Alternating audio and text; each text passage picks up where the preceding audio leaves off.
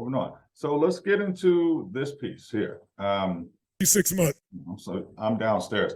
So your number one competitor, we all know is who? Ourselves. It's the person, I tell my son, whoever you see brushing your teeth in the morning, that's who you're competing against. You're competing, hopefully he's brushing his teeth, right? My younger one doesn't even brush his teeth. I'm like, dude, you went 5 days without taking a bath. But all right.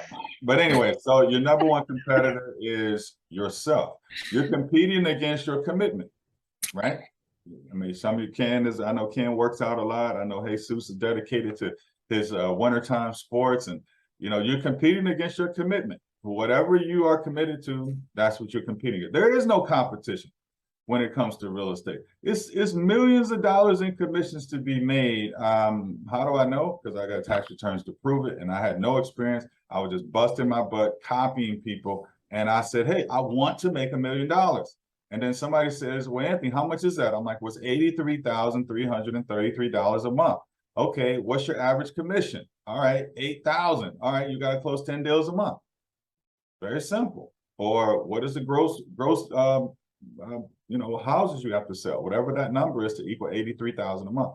And so the only question is, once you know the numbers, the only thing you have to do is backtrack, say, how can you do it?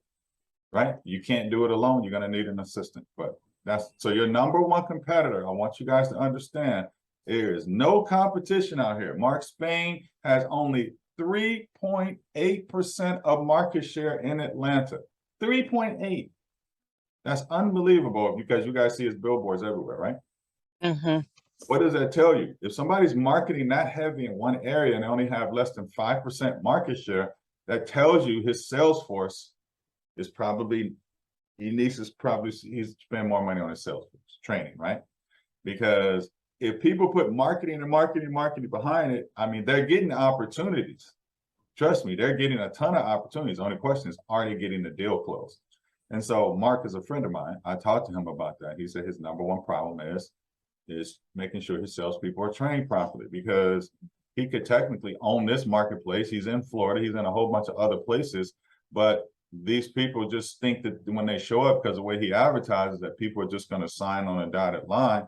But they're also competing against other realtors who are maybe more hungry, had a fight to get that listing appointment versus just somebody getting a listing appointment handed in their lap, right? So the difference is, I want you to know, your number one competitor is the person you see when you brush your beautiful white, pearly whites in the morning.